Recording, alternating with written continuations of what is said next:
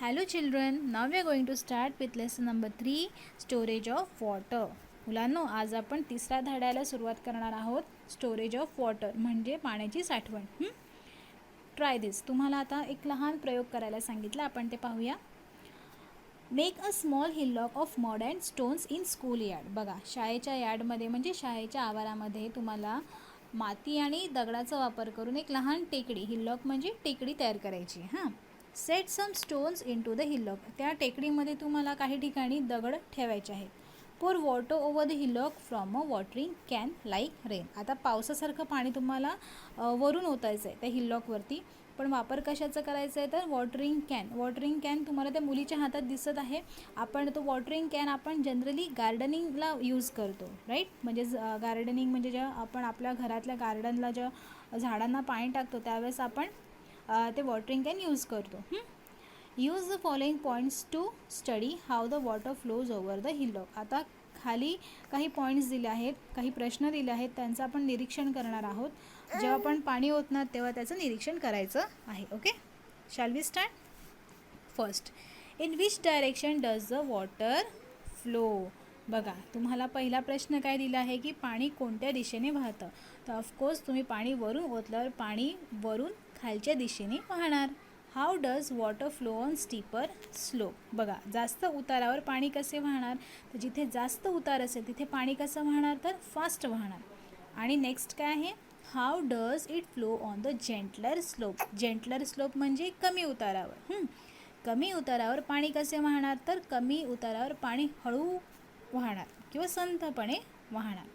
What happens when the stones cause an obstruction. बघा, दगडांमुळे जेव्हा अडथळा निर्माण होईल त्यावेळेस काय होणार तर त्यावेळेस पाण्याची दिशा ही बदलणार आहे. ओके, पाणी हे सरळ खाली न जाता आजूबाजूला पडणार आहे, उडून दुसऱ्या बाजूला जाणार आहे. त्यानंतर नेक्स्ट काय आहे, वेअर डू पडल्स फॉर्म. म्हणजे काय, पडल्स म्हणजे काय तर लहान लहान तळी कोणत्या भागात तयार होणार आहे. लहान लहान तळी ऑफकोर्स हे टेकडीच्या पायथ्याशी तिथे तयार होणार आहे.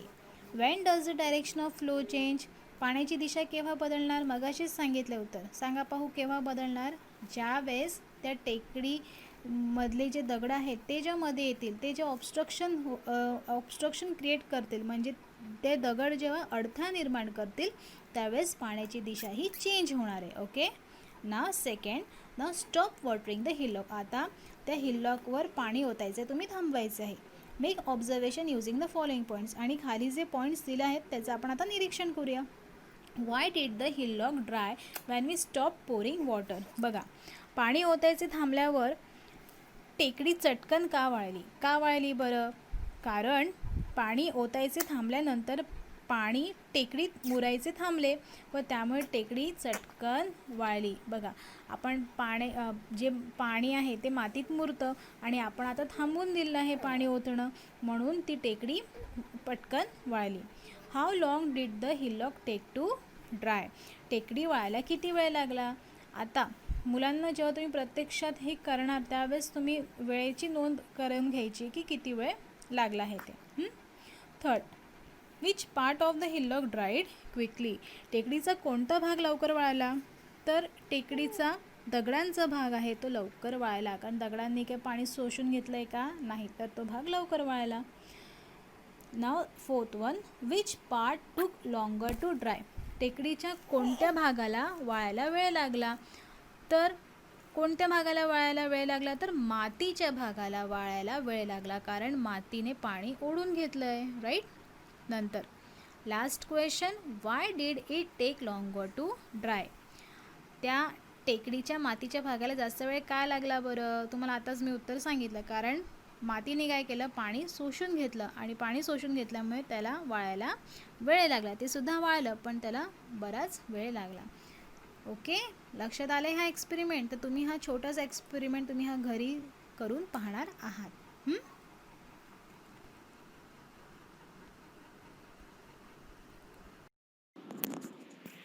You will realize that some rainwater flows away over the ground. मुलांनो, तुमच्या काय लक्षात येईल की काही पावसाळ्याचं पाणी जमिनीवरून वाहून जातं. Some water seeps into the ground. काही पाणी जमिनीमध्ये मुरतं. सिप्स म्हणजे मुरणे. All the water we get comes from the rain. जे काही पाणी आपल्याला मिळतं ते कुठून मिळतं? पावसातून. The rainy season last for 3 or 4 months. पावसाळा किती महिने असतो? 3 किंवा 4 महिने. कोणते कोणते महिने ते? जून, जुलै, ऑगस्ट आणि सप्टेंबर. ऑक्टोबर महिन्यात सुद्धा पाऊस असतो, पण तो रिट्रीटिंग मान्सून असतो. म्हणजे ऑक्टोबर महिन्यात पडणाऱ्या पावसाला म्हणतात रिट्रीटिंग मान्सून. म्हणजे या महिन्यात पाऊस हळूहळू कमी होतो आणि तो निघून जातो. Along with us, all living things use this water all year around. आपल्यासोबतच इतर सजीवांना सुद्धा पाण्याची गरज असते. वर्षभर त्यांना सुद्धा पाणी लागतं. कारण तुम्हाला सगळ्यांना माहिती आहे, पाणी हे जीवन आहे आणि सजीवांना पाणी आवश्यक असतं. If we do not store water, we will not have enough water for our needs. जर आपण पाणी स्टोअर नाही केलं, म्हणजे पाण्याची जर आपण साठवण नाही केली, तर आपल्याला इनफ पाणी म्हणजे पुरेसं पाणी आपल्या गरज भागवण्यासाठी मिळणार नाही. म्हणून आपल्याला काय करायचं आहे?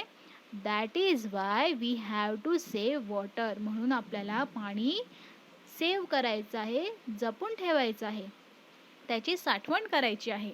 Water must be use economically. आपल्याला पाणी काटकसरीने वापरायचं आहे. इकॉनॉमिकली म्हणजे अगदी काटकसरीने. In this lesson we will see different ways of storing water. या धड्यामध्ये आपण वेगवेगळ्या पद्धती पाहणार आहोत पाणी साठवण करण्याची. ओके. ओल्ड वॉटर स्टोर्स म्हणजे जुन्या काळी पाणी साठवायला कोणकोणत्या पद्धती होत्या ते आपण आता पाहूया. Okay. In the olden days, several methods of storing water were used in a state. आपल्या राज्यामध्ये पूर्वीच्या काळी खूप साऱ्या पद्धती होत्या ज्याने आपण पाणी साठवून ठेवू शकायचं. Okay. Nowadays, these old water stores are rarely used. पण आजकालच्या काळामध्ये हे जुने जे पद्धती होत्या ते खूप कमी दिसत. रेअरली म्हणजे खूप कमी प्रमाणात दिसतात. However, their remains can be seen in all places. पण काही ठिकाणी अजूनही ते दिसतात आपल्याला, पण काही ठिकाणी त्याचा वापर होतो तर काही ठिकाणी त्याचा वापर होत नाही. Some of them are very beautiful. काही जे आहेत पाणी साठवण करण्याच्या ज्या पद्धती आहेत त्या खूप सुंदर आहेत. Water in some of these stores never get depleted. या ठिकाणी पाणी जे साठवलेलं आहे ते कधीच कमी होत नाही. ओके. आता पहिला आहे वेल्स. वेल्स म्हणजे काय? विहीर. सगळ्यांनी विहीर पाहिलीच असणार, हो की नाही? Some rain water seeps into the ground. Wells are dug to obtain this water. बघा काय सांगितलं आहे की पावसाळ्याचं पाणी जमिनीमध्ये मुरतं आणि ते मिळवण्यासाठी आपल्याला विहीर खोदावी लागते. बघा बरेचदा आपण पाहिलं आहे की जेव्हा विहीर खोदतो तेव्हा असं म्हणतात की जेव्हा विहीर खोदत राहतात आणि जेव्हा विहिरीला पाणी लागतं म्हणजे काय? तर जमिनीच्या खालून पाण्याचे जिवंत झरे वाहत असतात आणि ते झरे जेव्हा लागले खालून तेव्हा कळतं की तेव्हा लक्षात येतं की विहिरीला पाणी लागलंय, म्हणजे आता विहीर त्या झऱ्यांनी आता भरणार आहे. तर काही झरे हे 12 महिने जिवंत असतात, म्हणजे ते कायम चालू असतात. ते कधीच आटत नाही, कधीच थांबत नाही. पण काही झरे उन्हाळ्यात आटून जातात आणि पावसाळा सुरू झाला की परत ते झरे सुरू होऊन जातात. ओके. आता नेक्स्ट काय आहे? Water tanks in forts. म्हणजे किल्ल्यांवरती जे टँक्स होते, पाण्याचे जे पाण्याच्या ज्या टाक्या होत्या त्यांच्याबद्दल माहिती दिली आहे. People lived on the hill forts in the past. पूर्वीच्या काळी लोक किल्ल्यांमध्ये राहायचे. They also needed water. त्यांनासुद्धा पाणी लागणार. ऑफकोर्स जर तुम्ही तिथे राहत असाल तर पाणी तर तुम्हाला लागणारच. The fort had reservoirs and tanks dug into the stone. आता पाणी साठवण्यासाठी त्यांनी काही रिझर्वायर्स आणि टँक्स तिथे आता रिझर्वायर म्हणजे काय? तर पाणी साठवण्याची जागा म्हणजे तलाव किंवा टाकी. ओके. तर आता हे कसे तयार करायचे किल्ल्यांवरती? तर जे दगड असायचे दगड खोदून तिथे ते तसे तलाव किंवा तशा टाक्या ते तयार करून ठेवायचे, जेणेकरून त्यात पावसाळ्याचं पाणी साठवून राहील आणि ते इतके मोठे होतं की वर्षभर त्यांना ते पाणी पुरेल. तर अशा पद्धतीने लोक पाणी किल्ल्यांवरती साठवायचे आणि मग ते त्यांच्या रोजच्या जीवनासाठी ते वापरायचे. तुम्हाला चित्रामध्ये दाखवलेली जी टँक आहे ती कोणती टँक आहे? A tank on fort Shivneri. Shivneri किल्ल्यावरचं जे टँक आहे त्याचं चित्र वही बुकमध्ये क्लिअर दिलेलं आहे. Next draw wells. Draw wells म्हणजे मराठीत त्याला काय म्हणतात? आड. ओके, आड म्हणजे काय? In the past draw wells were dug to get drinking water. They were small wells from which water was drawn using a small pot, means पोहरा, tied to a rope. बघा, लक्षात घ्या, पूर्वीच्या काळी ड्रॉ वेल्स खोदायचे पाणी पिण्यासाठी. आता draw wells म्हणजे काय? ते एक प्रकारची विहीरच, पण तिचा जो घेर आहे तो लहान असतो आणि ती पाणी काढण्यासाठी तुम्हाला चित्रात दिसतच असेल, पाणी काढण्यासाठी ते जे व्हील दिसते ते व्हीलवरून दोरी टाकायची आणि मग त्या दोरीला तुम्हाला आधी एक पॉट म्हणजे एखादं भांडं की कोणतं एखादं साधन ज्यातून तुम्ही पाणी काढू शकतात. काही जण कळशी लावतात किंवा काही जण प्लास्टिकचे काही कॅन बांधतात दोरीला आणि मग ती दोरी पाण्यात सोडतात आणि मग त्यातून ते पाणी उपसून घेतात. तर जे तुम्ही जी वस्तू तुम्ही यूज करणार आहात पाणी काढण्यासाठी त्या वस्तूला म्हणतात पोहरा. ओके, तर पूर्वीच्या काळी आड असायचे. Atpadi in Sangli district had a drawwell in every wada. बघा, सांगली जिल्ह्यामध्ये आटपाडी या ठिकाणी प्रत्येक वाड्यामध्ये आड ही असायची. The drawwells had water all year around. आणि त्या ड्रॉवेल्समध्ये म्हणजे त्या आडमध्ये वर्षभर पाणी असायचं. When the tap water system was introduced, the water wells went out of use. बघा, ज्या वेळेस टॅप सिस्टीम म्हणजे काय? तर जेव्हा प्रत्येकाच्या घरी नळाने पाणी यायला सुरुवात झाली किंवा सगळ्यात पहिले आपल्या घरी नळाने पाणी न येता पहिले सार्वजनिक नळ असायचे, तिथे जाऊन लोक आधी पाणी भरायचं, मग हळूहळू सगळ्यांच्या घरी यायला लागलं पाणी. ओके, म्हणजे नळाचं पाणी प्रत्येकाच्या घरी यायला लागलं. मग हळूहळू हे जे ड्रॉवेल्स आहेत त्याचा वापर कमी झाला आणि मेनी वेअर सील्ड्स म्हणजे बरेच आड आहेत ते बुजवले गेले. Okay, now there are very few left in Atpadi. आता आटपाडी या ठिकाणी खूप कमी आड दिसतात. This can be seen in many villages. आणि अशाच पद्धतीचे आड प्रत्येक गावामध्ये दिसतं. ओके, बरेच गावामध्ये असं दिसतं. Reverse and बंड्स. बघा, आता नेक्स्ट काय आहे? रिव्हर्स अँड बंड्स म्हणजे काय? तर नदी व बंधारा. आता काय दिले? Earthen or masonry bunds were build across rivers to store their water. बघा, नदीचे पाणी अडवण्यासाठी नदीवरती काय बांधायचे? तर दगड किंवा मातीचे बंधारे म्हणजे मोठी भिंत बांधायचे. ओके, पाणी अडवायला आणि मग ते पाणी लोक वापरायचे. नाव नेक्स्ट आहे, तुम्हाला चित्रामध्ये दिसत असेल, अ बंड ऑन अ रिव्हर. आता फिफ्थ वन, ओल्ड रिझर्वायर्स म्हणजे जुन्या पाण्याची साठवण कोणत्या कोणत्या पद्धतीने आहे? बघा, तुम्हाला 2 चित्र इथे दिलेले आहे. पहिले आपण बघूया. Reservoirs were build in areas of low rainfall और in areas without a major river.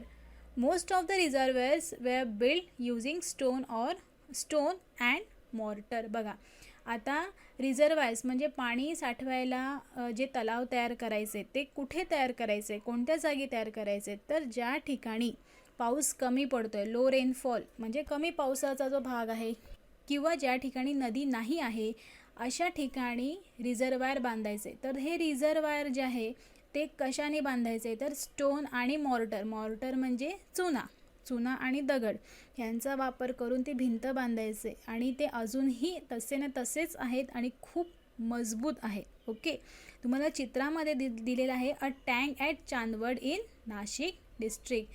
Nashik जिल्ह्यामध्ये चांदवड टँक आहे. ती बघा किती स्ट्रॉंग आहे, तशी ना तशीच आहे अजूनसुद्धा.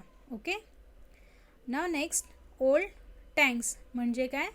हौद, ज्याला मराठीत आपण म्हणतो हौद.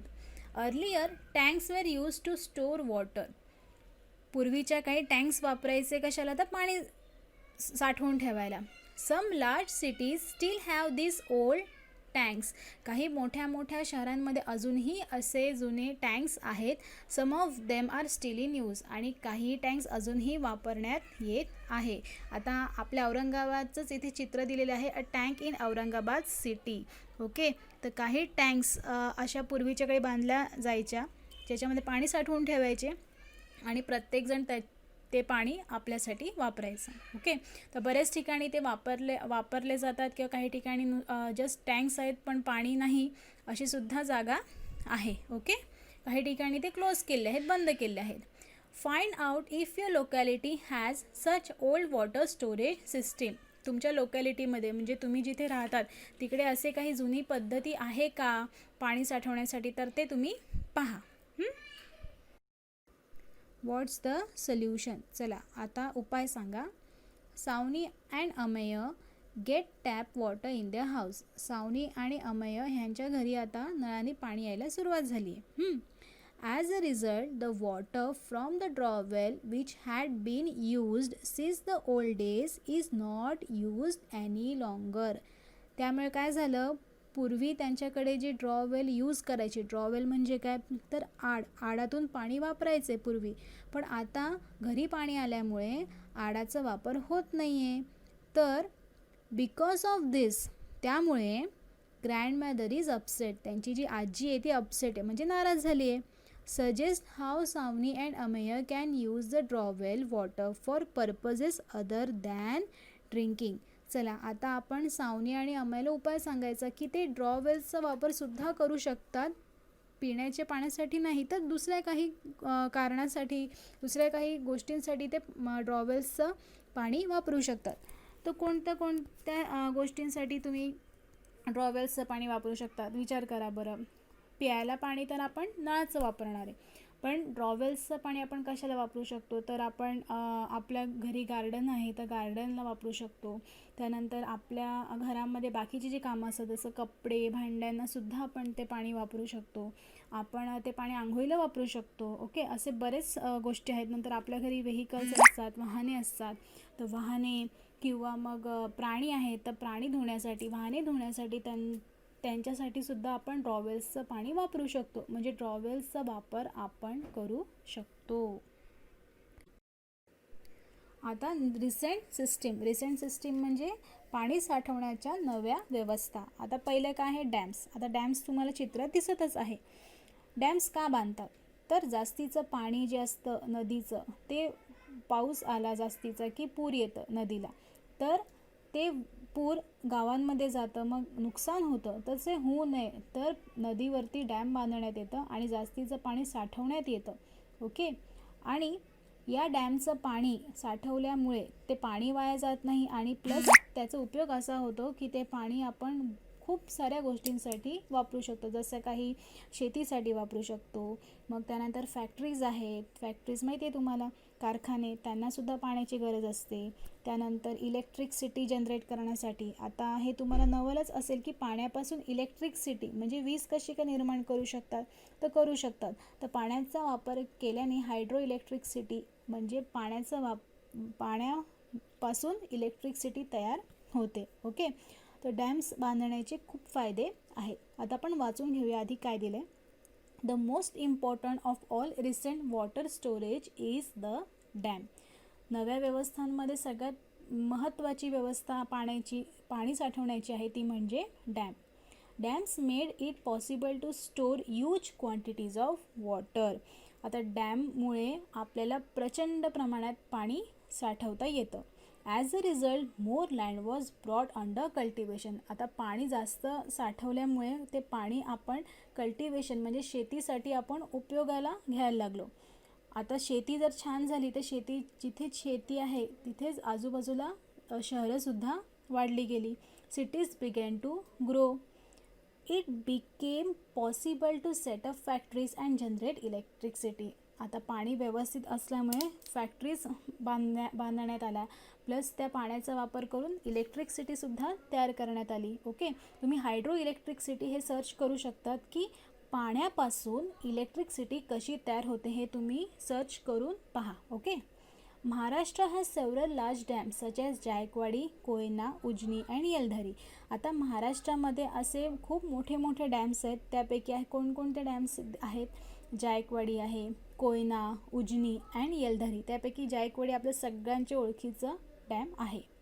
Find out exactly where this dams are located on the physical map given in your textbook. आता तुमच्या टेक्स्टबुकमध्ये तुम्ही पहा मॅपमध्ये की हे जे डॅम्स आहेत ते कोणकोणत्या नदीवर आहेत ते तुम्ही तुमच्या मॅपवरती पहा आणि कुठे कुठे आहेत ते तुम्ही पहा. ओके. आता नेक्स्ट बोरवेल्स. आता बोरवेल्स सगळ्यांना माहिती आहे. Borewells. Earlier wells were dug to reach the water under the ground, but it was not possible to draw deep-seated groundwater. बघा, पूर्वीच्या काळी जमिनीमध्ये मुरलेलं पाणी काढण्यासाठी आपण विहीर खोदायचो, पण एकदम खालचं जे पाणी असतं, ग्राउंडच्या खालचं पाणी, ते आपण काढू शकत नव्हतो. Now with the help of electric pumps it is possible to do so. पण आता इलेक्ट्रिक पंप्सच्या मदतीने म्हणजे मोटार जी असते, मोटारच्या मदतीने आपण ते शक्य करू शकतो. Borewells are dug for this purposes. आता बोरवेल्स यासाठीच बांधल्या जातात. ओके.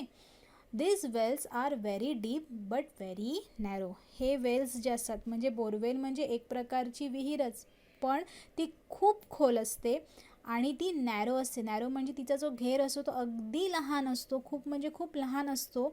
ओके. आणि ती खूप खोल असते, ती जागासुद्धा कमी घेते. ओके.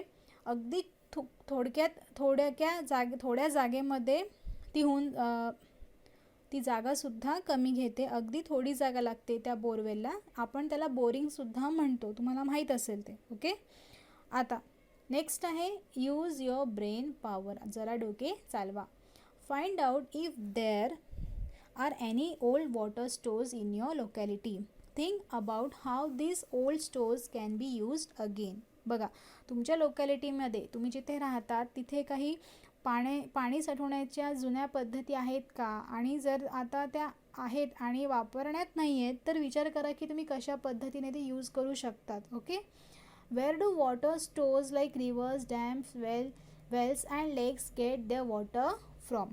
आता सांगा की रिव्हर म्हणजे नदी, मग डॅम म्हणजे धरण, वेल विहीर, लेक्स म्हणजे तळं, ह्यांमध्ये पाणी कुठून येतं? त्या सगळ्यांमध्ये पाणी कुठून येतं तर तुम्हाला माहिती आहे, पाणी कुठून येतं तर पावसातून. ओके. आता नेक्स्ट आहे पाणपोई. पाणपोई means what drinking water stands. People out on the road need water when they are thirsty. बघा, रस्त्यावरून येणारे जाणारे लोक जे असतात त्यांना तहान लागते, त्यावेळेस त्यांना पाण्याची गरज असते. मग अशा वेळेस आपण काय करतो तर आपण एक तर दुकानातून पाण्याची बॉटल घेतो किंवा नेक्स्ट इथे दिले पाणपोई. पाणपोईचा आपण वापर करू शकतो. आता पाणपोई म्हणजे नक्की काय? In some places big clay jars of drinking water are kept for the use of such people. मोठमोठे माठ पिण्याच्या पाण्याने भरलेले असतात आणि त्याचा उपयोग आपण करू शकतो. This water is offered free of charge. आता हे जे पाणी आहे ते फ्री ऑफ चार्ज असतं, म्हणजे ह्याचे कोणतेही पैसे घेत नाही, फ्री असतात एकदम. दिस इज नोन ॲज पाणपोळी. ह्याला काय म्हणतात? पाणपोळी. हे फ्री ऑफ चार्ज असतं, याचे एकही रुपया घेत नाही. ही एक प्रकारची सेवा आहे आणि हे कोणीही ठेवू शकतं पाणपोळी. ओके. पाणपोईज are set up by individuals or institutions. आता पाणपोळी जे आहे ते कोणीही ठेवू शकतं. ते इंडिव्हिज्युअल म्हणजे काय तर एखादी व्यक्ती म्हणजे तुम्हीसुद्धा ते ठेवू शकतात, किंवा इन्स्टिट्यूशन म्हणजे एखादी संस्था, ते सुद्धा हे ठेवू शकतं. एक सेवा म्हणून दुसऱ्यांना पाणी देणं ही खूप मोठी सेवा आहे, हे लक्षात घ्या. तर तुम्ही ही पाणपोई सेटअप करू शकतात, पण काळजी घ्यायची की जर तुम्ही इंडिव्हिज्युअली हे ठेवत असाल तुमच्या घराबाहेर तर काळजी घ्यायची की ते पाणी स्वच्छ आहे आणि चांगलं आहे, कारण ते पाणी दुसरे पिणार आहेत. ओके. पाणपोईज are very useful specially in summer. आता पाणपोईचा खरा उपयोग कधी असतो तर उन्हाळ्यामध्ये. तर तुम्ही ही सेवासुद्धा करू शकतात. ओके. आणि हे खूप पुण्याचं काम आहे. नेक्स्ट आहे do you know. Chhatrapati Shivaji Maharaj gave the following instructions for the construction of hill forts. आता बघा, हिल फोर्ट्स म्हणजे किल्ले बांधण्यासाठी छत्रपती शिवाजी महाराजांनी काही सूचना दिल्या होत्या. त्या कोणत्या आहेत ते आपण पाहूया. अ फोर्ट किंवा hill fort should be build after first finding out if there is water in the place. बघा, एखादा किल्ला बांधण्याआधी पहिले पाहायचं की तिथे पाण्याची सोय आहे की नाही. If there is no water and if it become necessary to fortify the place, then by breaking the rock reservoirs and tanks should be build. आता जर तिथे पाणी नाही आहे पण तो किल्ला गरजेचाच आहे आपल्याला, तिकडे किल्ला बांधायचाच आहे आपल्याला, तर अशा वेळेस तिथे आधी पाण्याचे स्रोत तयार करायचे आहेत. म्हणजे तुम्हाला तिथे टँक्स तयार करायचे, तलाव तयार करायचे आहेत. दगड खोदून तुम्हाला तिकडे टँक्स तयार करायचे आहेत, जेणेकरून त्यात पाणी साठेल आणि मग तिथे जेव्हा तुम्ही राहायला जाल तेव्हा त्या पाण्याचा तुम्हाला उपयोग होईल. Okay. One should not be wholly depend upon the supposition that there is a spring of water in the fort and that it would somehow or other supply enough water. बघा, आता मोठ्या मोठ्या डोंगरांवरती डोंगरांवरती पाण्याचे झरे असतात. तर या पाण्याच्या झऱ्यांच्या भरोश्यावर राहायचं नाही आहे की तिथे पाण्याचे झरे आहेत म्हणून टँक बांधायची गरज नाही, तर हे चुकीचं आहे. तर तुम्ही पाण्याच्या झऱ्यांवरती न राहता तुम्हाला तिथे टँक बांधणं गरजेचंच आहे, कारण तेवढं पाणी सगळ्यांना पुरलं पाहिजे. For storing water 2 or 4 reservoirs should be constructed. बघा, पाणी साठवण्यासाठी किती तुमच्याकडे रिझर्वायर्स पाहिजे, म्हणजे किती टँक्स बांधले पाहिजे तुम्ही किंवा किती तलाव बांधले पाहिजे, तर 2 किंवा 4. Water from them should not be allowed to be spend. त्यातलं पाणी वाया घालवायचं नाही.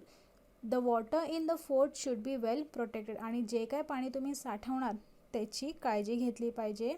ओके, त्यात ते घाण झालं नाही पाहिजे, ते वर्षभर कसं चांगलं राहील ह्याची काळजी घेतली पाहिजे. बघा, हे महाराजांनी दिलेल्या सूचना होत्या किल्ला बांधण्याच्या वेळेस. ज्या सूचना आहेत त्या त्यांनी इथे दिलेल्या होत्या पाण्याबाबतीच्या. Okay. Now what we have learn. आता लेसन झालेलं आहे आणि आपण काय शिकलो आहोत. Traditional methods of water storage, पाणी साठवण्याच्या जुन्या पद्धती पाहिल्या आपण.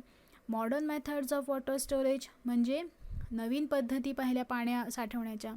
इकॉनॉमिकल यूज ऑफ वॉटर, पाणी काटकसरीने वापरायचं हे सुद्धा आपण पाहिलं आहे. आणि पाणी खरंच खूप काटकसरीने वापरायचं आहे मुलांनो, कारण पाणी हे खूप आवश्यक आहे आणि पाणी हे जीवन आहे, आपल्याला लहानपणी शिकवलेलं आहे. Okay.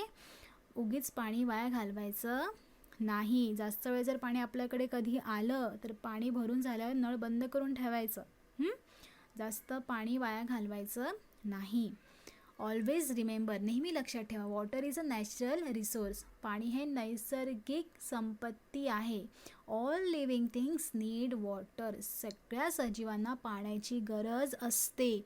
We must keep this in mind when we use water. बघा, आपण जेव्हा पाण्याचा वापर करू त्यावेळेस आपण लक्षात घेतलं पाहिजे की हे पाणी मलाच नाही तर इतर सजीवांना सुद्धा उपयोगाचं आहे, म्हणून मी पाणी कसं वापरणार आहे तर जपून वापरणार आहे. आणि लहानपणीच आपल्याला शिकवलं आहे की पाणी वाया घालवायचं नाही. ब्रश करताना, आंघोळ करताना जेवढं पाणी लागेल तेवढंच पाणी यूज करायचं, उगी जास्तीचं पाणी यूज करायचं नाही. ओके. तर समजला का तुम्हाला लेसन. आता तुम्हाला काही हार्डवर्ड्स दिले आहेत, ते तुम्ही आज आधी लेसन रीड करणार आणि मग ते हार्डवर्ड्स तुम्ही लर्न करणार आहात. ओके.